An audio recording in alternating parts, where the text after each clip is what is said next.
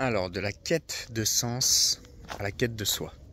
Donc aujourd'hui, j'aimerais te parler de cette sensation désagréable de la crise existentielle à travers la quête de sens.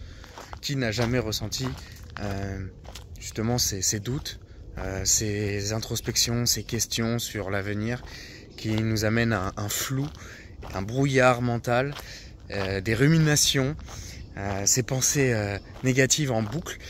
Et il faut savoir que, en fait, je te les mets en avant parce que c'est exactement par là où on doit passer pour évoluer. Ces fameuses remises en question, cette crise existentielle pour savoir quel est le sens de notre vie, de notre existence, se poser ces questions-là pour amener justement une évolution en termes d'être, pour s'accomplir pleinement. Donc je reprends l'expression d'Harry Rosenmack dans l'interview de David Laroche. Il dit moi de toute manière je suis un chercheur de la vie.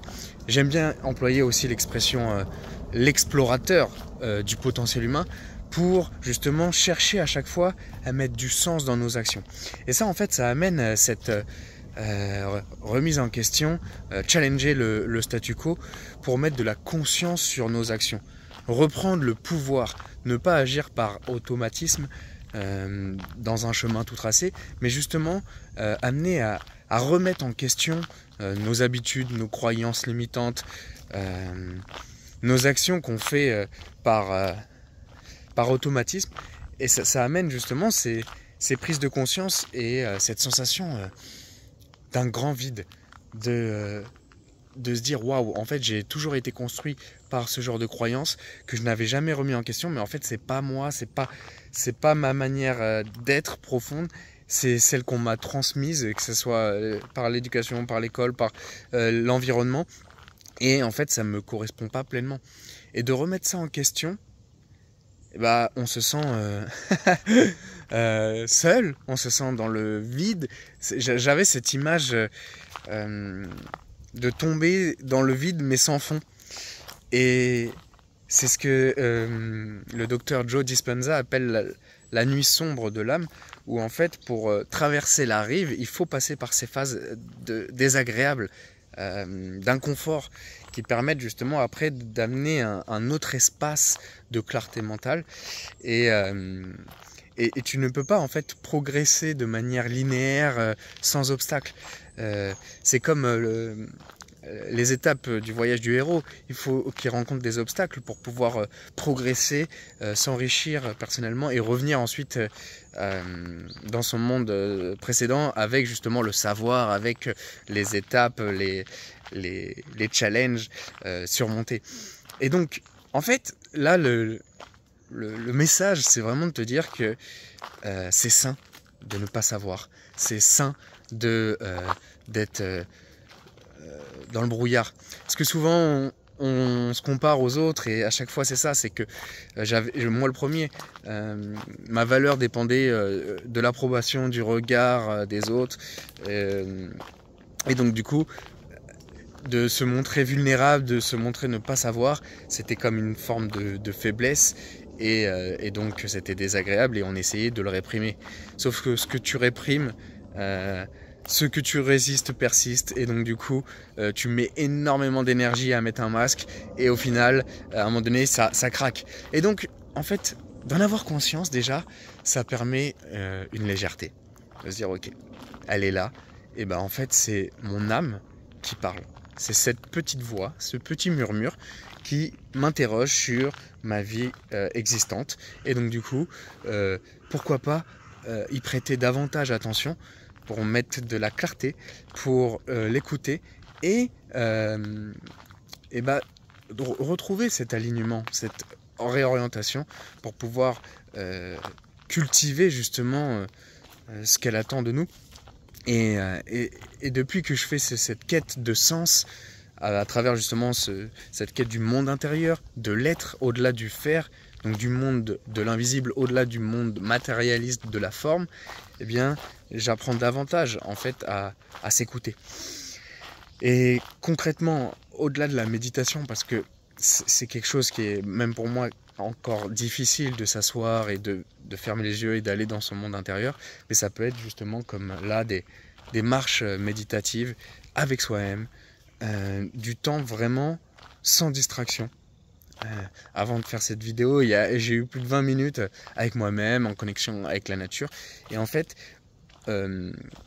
de vibrer justement à travers ce champ vibratoire d'énergie, que ce soit avec la nature ou avec des gens inspirants ou énergisants, et ben ça amène justement cet état de centrage, de self, comme appelle Richard Schwartz dans son livre de l'IFS intérieur. Peu importe comment on peut l'appeler, mais c'est cette nature divine qui est en nous, créatrice, qui redonne le pouvoir, et en fait c'est de savoir s'écouter et d'écouter son âme. Donc moi j'étais beaucoup inspiré aussi par les conférences de Grégory Mutombo. C'est justement lui, ce qu'il appelle, c'est reprendre le pouvoir de sa nature créatrice. Ce que j'aime bien, c'est que c'est vraiment une notion sur la spiritualité, mais détachée de toute religion. Et Harry Rosenbach, dans son interview, il dit « Le but, quand j'appelle mes parents, c'est pas de savoir quel opérateur j'ai, c'est de savoir que je les appelle. » Et bien là, la spiritualité, c'est la connexion à soi, indépendamment de par quel moyen. Donc en fait, les religions, c'est un moyen. Et moi, ce que j'aime bien maintenant, et je commence à affiner mon message et pourquoi je fais toutes ces vidéos, c'est cette notion de spiritualité, détachée de toute dogme, mais juste en fait se revenir à soi, revenir justement à cette âme et ce self, cet état d'amour, de gratitude, de compassion, de pardon et de joie que je souhaite transmettre en fait aux autres, parce que pour avoir déjà ressenti ces états de grâce, eh bien on n'a plus besoin de rien d'autre, et en fait on est tellement complet de l'intérieur qu'on souhaite juste donner aux autres.